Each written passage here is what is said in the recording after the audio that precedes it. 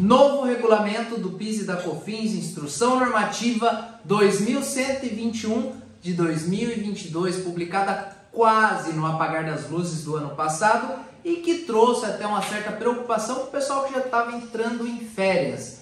Uma importante alteração, tendo em vista que ela revogou a então Instrução Normativa 1911, que tratava a respeito do sistema de controle, fiscalização e apuração das referidas contribuições. Você quer saber quais foram as principais alterações que houve? Fica nesse vídeo. Eu sou Marcos Adriano Silva, contador e advogado com mais de 15 anos de experiência na área de recuperação, planejamento tributário e holding. Se você não é inscrito, já se inscreve nesse canal, porque aqui você vai ter acesso a muito conteúdo relacionado à parte tributária. A respectiva instrução normativa é importante salientar. Instrução normativa é norma jurídica. Isso está previsto lá no artigo 100 do Código Tributário Nacional. Ela compõe, sim, as regras relacionadas ao ordenamento.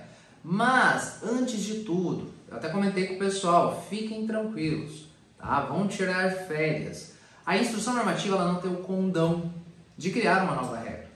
Ela tem como objetivo único e exclusivo regulamentar algo que já está previsto e, inclusive, ela serve como uma orientação a como os fiscais, por exemplo, vão se comportar num processo de fiscalização da empresa. Ela tem esse intuito, um intuito muito mais orientativo, fiscalizatório e, claro, é evidente, ela nos norteia para que a gente saiba, por exemplo, qual que é o posicionamento do ente tributante, nesse caso da Receita Federal. Então isso eu comentei com todos os nossos parceiros aqui na empresa, com os nossos clientes, falei, ó, fica calmo, tira férias, em regra, nada deve ser alterado e apenas formalizado. No entanto, nós vamos estar vigilantes, vamos ter acesso, vamos ler, vamos interpretar, vamos discutir para que depois, lá no ano que vem, a gente tome as ações devidas caso necessário. A instrução normativa aqui em comento, ela teve um ponto importante. Ela reuniu, ela fez um compilado de várias decisões judiciais importantes a respeito do PIS e da COFINS. Nós sabemos que PIS e COFINS são as contribuições sociais e os tributos que mais possuem a parte de judicialização de alguns temas e, na realidade, vários deles já foram pacificados, ou seja, já foram decididos de forma definitiva pelo Judiciário. A própria Receita Federal, através das portarias conjuntas ou da própria Procuradoria ou da própria Receita Federal, regulamentaram, tendo em vista que lá na Lei 10.522 há essa previsão para que a gente tenha segurança jurídica, ou seja, sempre que um ato for decidido ou em sede de recurso repetitivo ou em sede de recurso extraordinário em repercussão geral, ou seja, que você define a discussão da matéria tanto no âmbito infraconstitucional, ou seja, fora da Constituição, tudo aquilo que está previsto nas leis, como do ponto de vista constitucional, né, não se tem mais possibilidade de reverter essa decisão, fica a Procuradoria-Geral da República, mais conhecida como representante jurídico do Ministério da Fazenda, que até então, agora, né, Ministério da Fazenda, não mais Ministério da Economia, e a Receita Federal como ente fiscalizador. Nesse caso, ela fez esse compilado, ou seja, ela trouxe para a norma, ela trouxe para dentro tudo aquilo que já havia sido decidido e estava, de certa forma, distribuído em várias outras legislações. Então, eu entendo que isso foi um passo importante. Ela ajudou, de certa forma, os contribuintes a interpretar a norma de uma maneira atualizada. Então, eu vou começar pelo primeiro ponto, conceito de insumos. Nós sabemos que isso foi uma discussão de longa data, ou seja, a questão do conceito de insumos, ela iniciou praticamente no começo dos anos 2000, quando foi instituído a não cumulatividade das contribuições sociais, PIS e da COFINS, em que era possível tomar créditos. A lei, artigo 3º, 10.833, que trata da COFINS, a lei 10.637 de 2002, que trata do PIS, no artigo 3º, trouxe a possibilidade para as empresas prestadoras de serviços e as empresas fabricantes de produtos tomar crédito sobre os insumos. E a lei não disse o que eram insumos. O que a Receita Federal fez? Malandramente, através das instruções normativas 247 e a 404, definir um conceito de insumo? Nós voltamos aqui para o início, pessoal. Quando eu falei que a instrução normativa é um ato jurídico que compõe a norma, mas que não tem poder para determinar regra que não está prevista em lei, aqui nós temos um caso clássico disso. Ou seja, as instruções normativas regulamentaram o conceito de um insumo sobre uma perspectiva muito restrita. Ou seja, elas determinaram que para ser uma mercadoria ser considerada como insumo, uma mercadoria ou um serviço, ela deveria estar diretamente ligada, por exemplo, o produto que está sendo fabricado, no caso das indústrias, que foi mais restritivo. Então isso acabou gerando uma discussão exacerbada, tendo em vista que o conceito de insumos para empresários era muito mais abrangente, ou seja, tudo aquilo que ele precisa, numa perspectiva muito próxima do imposto de renda, sobre a dedutibilidade, ou seja, um conceito bem amplo. Já a Receita Federal, com esses atos normativos, ela se posicionou que insumo, cara, tem que tocar, tem que fazer parte, tem que estar ali fazendo parte do produto, ou seja, nós tínhamos um cenário muito amplo e muito restrito, discussões judiciais, o CARF, que é o Conselho Administrativo de Recursos Fiscais, ente responsável por julgar os autos de infrações, né, no âmbito federal, tanto de todos os tributos, né, administrados pela Receita Federal. É um conselho paritário com representantes dos contribuintes e da Fazenda, incumbido de julgar a legalidade, se de fato aquele auto é devido.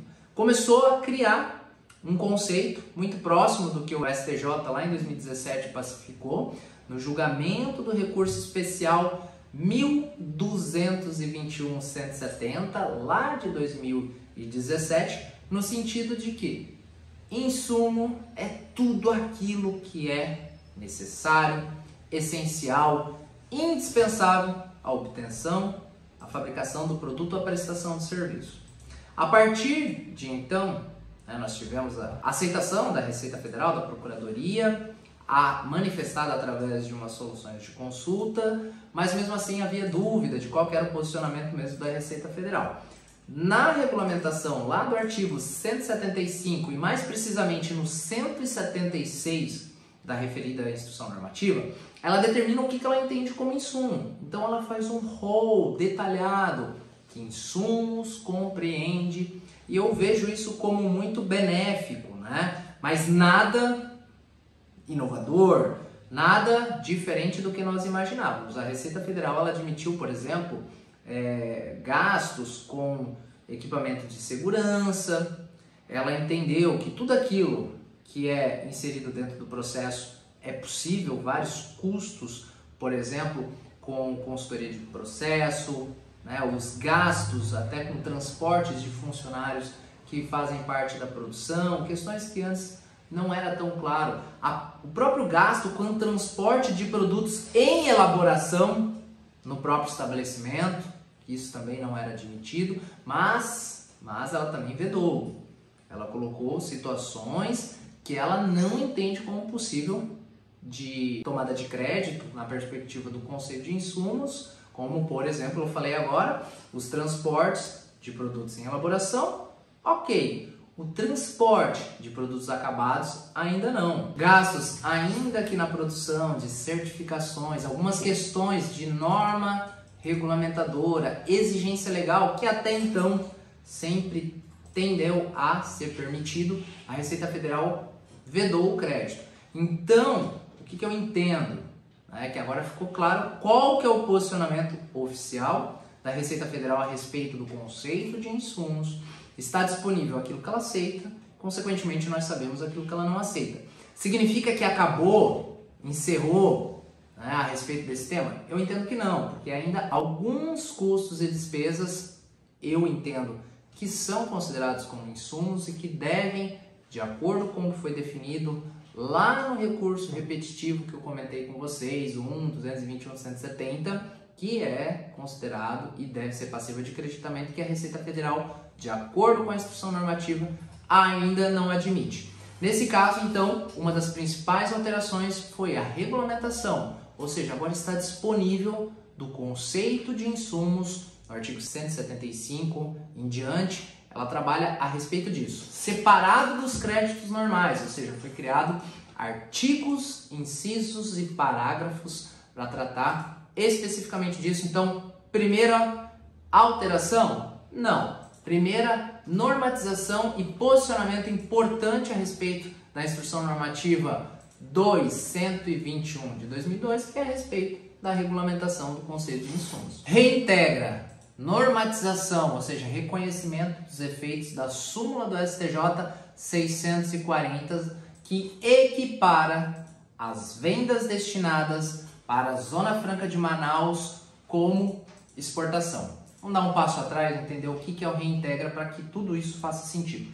Reintegra um benefício criado lá por meados de 2011, 2012, que tem por objetivo incentivar os exportadores. Vamos pensar num cenário de temperatura e pressão. Os exportadores têm praticamente quase todos os tributos desonerados da sua cadeia. Nenhum país em sã consciência tributa exportação. Por quê? Você perde competitividade da indústria local. Ninguém quer exportar tributos. Então, grande parte dos tributos, tais como PIS, COFINS, ICMS, IPI, em algumas circunstâncias ISS, eles não são incidentes sobre as exportações. Aqui, nada de fantástico. Mas agora vamos pensar o seguinte: a empresa que exporta, ou seja, que tem grande parte da sua cadeia tributária de venda desonerada, mas não necessariamente ela tem toda a sua cadeia de aquisição desonerada. Então vamos pensar no princípio da não cumulatividade do PIS e da COFINS, em que eu tenho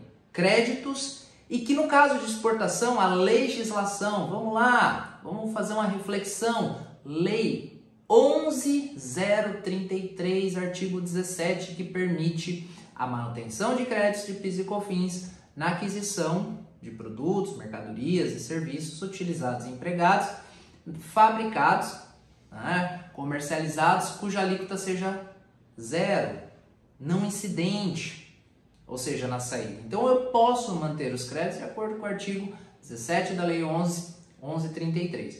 O que acaba acontecendo? Acaba gerando um saldo credor, muitas vezes. Esse saldo credor ele é passível de compensação no final do trimestre com outros tributos, ou até mesmo seja pedido de ressarcimento e eu restituir isso em valores que a Receita Federal, em prazo, vamos dizer, prático, pessoal, não jurídico, porque o prazo jurídico pode, em até um ano, a Receita Federal avaliar esse teu pedido e pagamento. A partir desse um ano, cabe, a Receita Federal entra em mora com o contribuinte, cabe um mandado de segurança que exija o pagamento, se tudo estiver de acordo. Ou seja, eu acabo aqui incentivando pelo seguinte sentido: você pensa que créditos acumulados são tributos que estavam incidentes no preço, ou seja, do ponto de vista prático, financeiro, é dinheiro parado. Dinheiro parado, principalmente nos dias atuais, é um prejuízo, porque se eu tenho dinheiro parado aqui, mas muitas vezes a empresa está tomando crédito no mercado, e hoje, eu estou no dia 4 de janeiro falando com vocês, e nós sabemos que a tendência e o comportamento do mercado é que nós tenhamos anos de alta Selic, consequentemente juros altos. Então o Reintegra ele veio justamente para ajudar no seguinte sentido: olha, eu vou te ajudar a restituir esse resíduo, digamos, esse resíduo tributário das exportações, tendo em vista que muitas vezes você tem um acúmulo de crédito, te devolvendo um percentual sobre as suas exportações, que começou no início com 3%.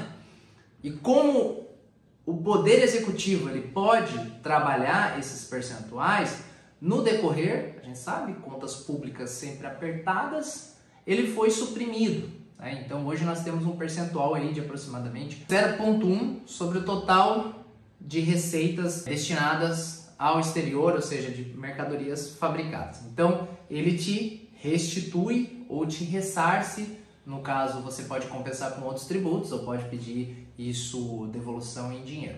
É evidente, e não é o objetivo desse vídeo salientar, mas eu sempre sou uma pessoa que trabalho de maneira incessante com planejamento tributário, que tem solução tributária e jurídica para isso. Sim, nós temos os pedidos por exemplo, de regimes especiais específicos que suspendem a incidência de alguns tributos e eu consigo dessa forma potencializar o caixa do exportador. Eu tenho várias soluções. Estou pensando no cenário de temperatura e pressão. Então vamos pensar que o Reintegra é um benefício fiscal criado aos exportadores para mitigar os impactos financeiros, por exemplo, do custo com tributo acumulado.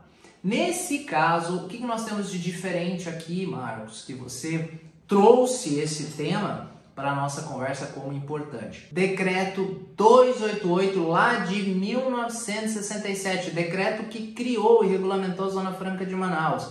E nesse decreto consta que as vendas internas, quando eu digo vendas internas, as vendas realizadas no âmbito nacional destinadas à Zona Franca de Manaus para todos os fins fiscais se equiparam à exportação. O que acontece? Quando nós temos contadores e advogados, essa é uma junção maravilhosa. No seguinte sentido, vem cá, se eu tenho na legislação que criou a Zona Franca de Manaus essa equiparação das vendas, ainda que realizadas em território nacional, para fins tributários equiparados à exportação, eu devo ter também a restituição, ressarcimento, o direito ao benefício relacionado ao Reintegra, que é a recuperação de tributos incidentes sobre as exportações, nas minhas vendas ainda que realizadas em território nacional, mas destinadas à Zona Franca de Manaus. E se instaurou, claro, a Receita Federal entendia que não é exportação. Se instaurou uma discussão, foi levada ao judiciário e essa discussão teve êxito para os contribuintes e, inclusive, isso virou a súmula 640 do STJ, em que determinou que o benefício fiscal relacionado ao Reintegra se aplica para as vendas destinadas à Zona Franca de Manaus. E nesse caso, lá no artigo 238, consta essa normatização mais abaixo de que as vendas destinadas à Zona Franca de Manaus também podem usufruir dos benefícios inerentes ao Reintegra, ainda que não tenha sido remetida para o exterior, ou seja, tenha ocorrido aqui uma operação interna. No entanto, como a lei que criou a Zona Franca de Manaus equiparou para todos os fins fiscais as vendas para essa unidade, para essa localidade equiparada à exportação, o benefício. Esse entendimento, inclusive, já foi acatado pela Receita Federal, pela Procuradoria-Geral, através do parecer SEI 10.174 de 2022, regulamentando, e agora, de acordo com a Instrução Normativa 2121, que nós estamos comentando agora, deixou claro, inclusive constando que se aplica e aqui não cabe mais discussão. Vamos para um próximo ponto importante que eu trouxe para vocês, COFINS e importação. Nós sabemos que antes da decisão da exclusão do ICMS da base de cálculo do PIS e COFINS, nós tivemos a decisão da exclusão do ICMS da base de cálculo do PIS e COFINS e importação, lá em 2013, salvo o melhor juízo. Ou seja, ali já foi um grande indicativo que poderia a ação relacionada, nós chamávamos na época, né, ação de exclusão do PIS e COFINS, operação interna ou importação. Então, como a importação foi julgada primeiro e o STF entendeu que o ICMS não compunha, vários contribuintes tiveram o direito de recuperar créditos de PIS e COFINS inerentes às suas importações. O que acontece? Não tem mágica, pessoal. A conta sempre tem que fechar. Não existe almoço grátis. Na época, o que aconteceu? Como essa decisão ela foi definitiva, não cabia mais recurso, houve um déficit de arrecadação. E o que aconteceu? Através de uma mudança legislativa, que foi discutida também, o governo federal instituiu o percentual de acréscimo e alíquotas diferenciada na importação. Nada mais, pessoal. Esse acréscimo, essa elevação na importação foi justamente para suprir essa redução da arrecadação tributária por conta dessa decisão, que a partir de então, os contribuintes que ingressaram com a ação e ainda que não ingressaram tiveram o direito de buscar os últimos 5 anos, e quem entrou com a ação sempre garante o direito, exceto se houver uma modulação dos efeitos, de voltar 5 anos da data de ingresso. Então, por isso que eu sempre incentivo, e nós devemos ficar atentos, né? O nosso foco é no administrativo. né? É o que traz dinheiro hoje, que paga as contas de amanhã. Mas não podemos descartar as possibilidades judiciais, tendo em vista que quando você tem êxito, os valores são relativamente altos. São melhores, são substancialmente altos. Por quê? Imagina o seguinte, eu ingressei com a ação hoje. Essa ação fica durante 10 anos discutindo. Lá, no último ano, eu tenho uma decisão favorável. Qual que é o fenômeno? Não teve modulação. Os 10 anos eu retroajo. E mais 5 da data que eu ingressei com a ação. Então, eu estou falando de 15 anos de recuperação com os Selics, que já superaram a casa de 15% ao ano. Então, isso daqui tem um efeito gigantesco na questão dos honorários de valor agregado. Voltando ao nosso tema, eu sempre posiciono vocês, eu sempre nivelo, porque muitas vezes tem pessoas que não acompanharam essa trajetória, que estão ingressando agora, ou que querem ingressar, muitas vezes não estão há tanto tempo, não acompanham isso próximo, ou até mesmo pessoas que já estão, mas que não recordam desse, digamos, histórico legislativo judicial. Foi inserido, então, um acréscimo de alíquota de PIS e COFINS, que inclusive é vedado o crédito desse adicional de COFINS. E a lei, ela trouxe aqui até 31/12/2023 o adicional para vários outros produtos, ou seja, vários outros produtos que, quando importado, tem o adicional, como por exemplo, carnes, veículos, calçados e algumas outras. Então, esse ponto também é importante porque não havia essa menção no dispositivo normativo que passou a constar. Um ponto importante, pessoal, e talvez eu acho que aqui um dos mais delicados, porque eu sempre vou na linha do seguinte sentido: a normativa, em regra, não deve mudar nada. Nada deveria ser diferente daquilo que consta na lei ou até mesmo do que já foi decidido e que foi, ao meu ver, um grande movimento importante, que é essa compilação dessas decisões muitas vezes que estavam esparsas e nós reunimos em um único documento, em uma única norma que serve de orientação. Isso daqui eu vejo que foi bem produtivo e que nós devemos aqui vibrar. Mas o ponto aqui que eu chamo a atenção é a respeito do IPI. O que acontece? O IPI, quando incidente numa operação em que a minha aquisição é destinada à utilização como um insumo, como um produto em que vai se transformar numa mercadoria, que um produto que ele vai ser confeccionado, produzido, ou seja, eu adquiri uma mercadoria com a incidência de IPI que serve de matéria-prima, material intermediário secundário que é permitido a recuperação dos créditos. O IPI recuperável não integra a base de cálculo PIS e COFINS, regra básica de custo de aquisição. No entanto, pessoal, o que acontece e o que eu chamo a atenção para mim, um dos principais pontos aqui. Lá no artigo 169, que vai até o artigo 172, não consta a previsão do IPI como uma parcela quando não redutora do custo de aquisição, integrante da base de cálculo do PIS e COFINS. O que eu quero dizer para vocês? Qual que era a regra que nós tínhamos? Sempre que uma mercadoria for adquirida como insumo, matéria-prima, e que o IPI for recuperável, ele não integra a base de cálculo do PIS e COFINS. Tudo certo até aqui? Quando eu adquiro uma mercadoria para revenda, uma hipótese que eu não posso recuperar o IPI, ou seja, que ele é parte integrante do meu custo de aquisição, o IPI era integrante da base de cálculo do PIS e da COFINS. Isso constava de forma muito clara na Instrução Normativa 1911. Ou seja, agora não consta mais. Se nós pegarmos uma redação emprestada do artigo 14 do Decreto 1598 de 77, ele determina que os tributos não recuperáveis integram o custo de aquisição, integrando o custo de aquisição numa lógica normativa, e com essa redação que era substanciada, ou seja, que era reiterada pela Instrução Normativa anterior, eu agregava o IPI ao custo de aquisição e integrava a base de cálculo para tomada de crédito.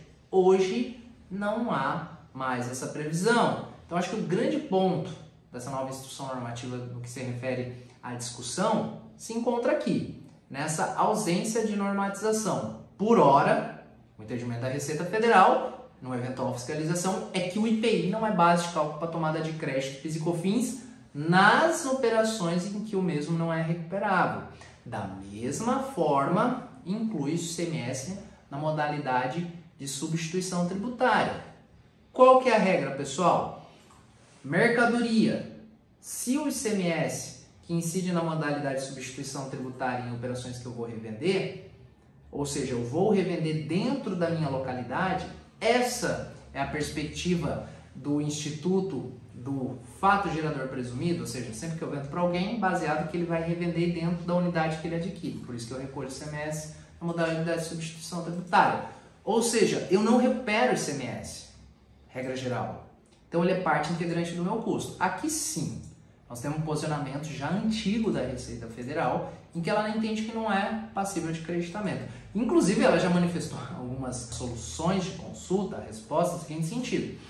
Quando eu perguntava sobre a perspectiva do imposto de renda, Receita Federal, o ICMS, na modalidade de substituição tributária, que eu não recupero, ele é parte integrante do meu custo, eu devo considerar ele como integrante do custo de aquisição ou como despesa antecipada? A Receita Federal muito prontamente invocava, inclusive, as melhores práticas contábeis, dizendo não, de acordo com o CPC dos estoques 16, salvo o melhor juízo, isso é parte integrante do estoque e ele vai se realizar, ou seja, ele vai para o resultado na medida que eu vender essa mercadoria.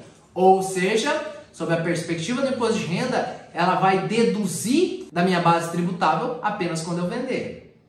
Mas, se eu pergunto, e havia lá de 2011, 2009, resposta da Receita Federal. Receita Federal, agora eu estou perguntando PIS e COFINS.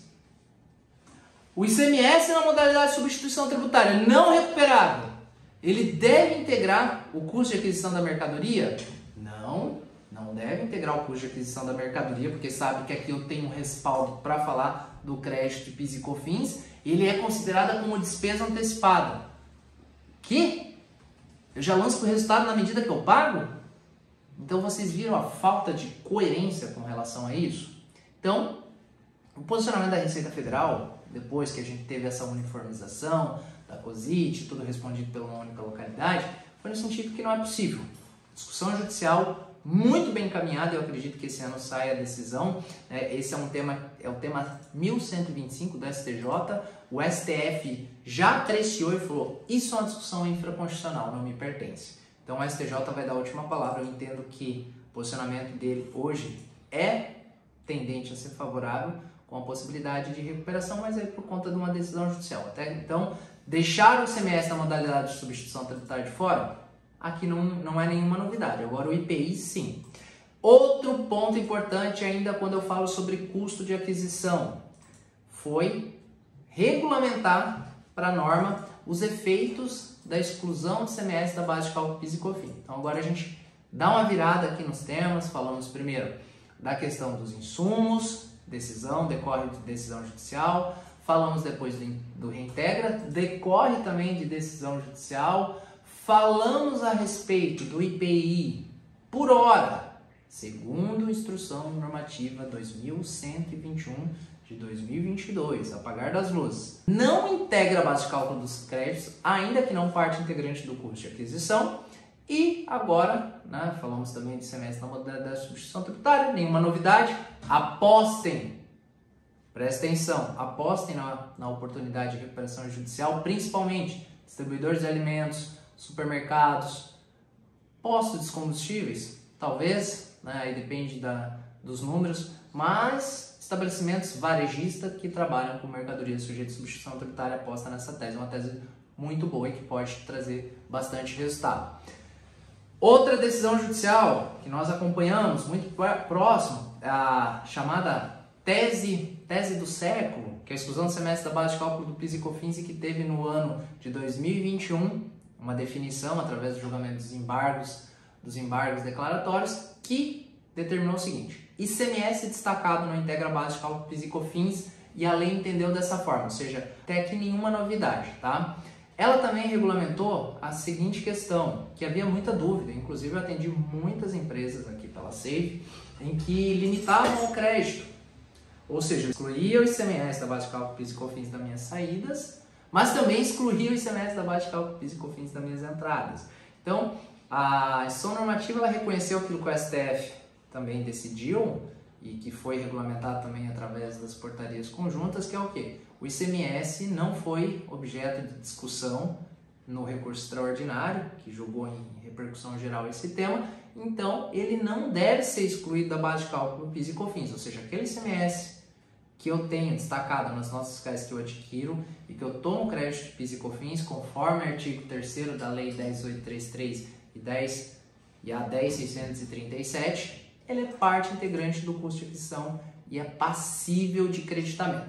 Então, aqui nós temos nada diferente do que foi decidido, que consta nas portarias, que foi julgamento e pacificação, mas é importante que traz segurança. Eu tive bastante, eu não vou dizer dificuldade, né? Porque aqui na Save a gente tem um certo êxito quando nós fazemos a reunião, nós não somos tão técnicos, nós conseguimos embasar, disponibilizar todos os materiais, os pareceres necessários para os nossos clientes. Mas havia muita dúvida entre os profissionais e empresários a respeito desse tema no que se refere mais precisamente à questão da inclusão ou não dos créditos. É uma empresa grande, pessoal. Empresa grande que excluiu os créditos da entrada e eu não vou culpar, porque nós vivemos num país em que segurança jurídica, mais precisamente na área tributária, é quase que impossível, se bem que hoje nós vivemos num momento que não é possível ter segurança jurídica, inclusive em outras áreas.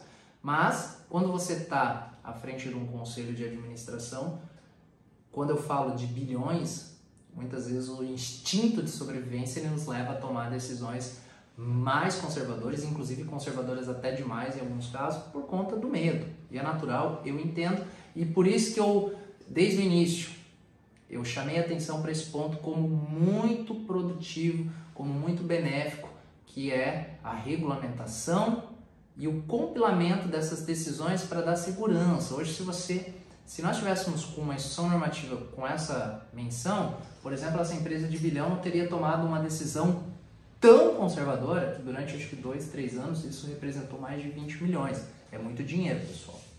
É muito dinheiro. Tu joga esses 20 milhões a 13% ao ano. Legal? Então, a exclusão do ICMS da base de cálculo PIS e COFINS, determinada e constante na instrução normativa, que é o ICMS constante nas notas fiscais, não é ICMS pago, e que o valor que compõe o custo de aquisição das mercadorias adquiridas não deve excluir o ICMS da base de cálculo PIS e COFINS, nada diferente. Nós tivemos um tema também interessante, pessoal, a respeito do ativo imobilizado, lá no artigo 188. O que é um tema importante? Sempre que a pessoa jurídica adquirir bens destinados ao ativo imobilizado, passíveis de creditamento, são quais? Para a indústria, prestadores de serviços, são máquinas e equipamentos em que eu posso tomar o crédito imediatamente, de acordo com a regulamentação da lei, lá na época, Lei 12.546, que ela fez uma linha do tempo e foi reduzindo o prazo de aquisição. Porque até então, regra geral, o quê?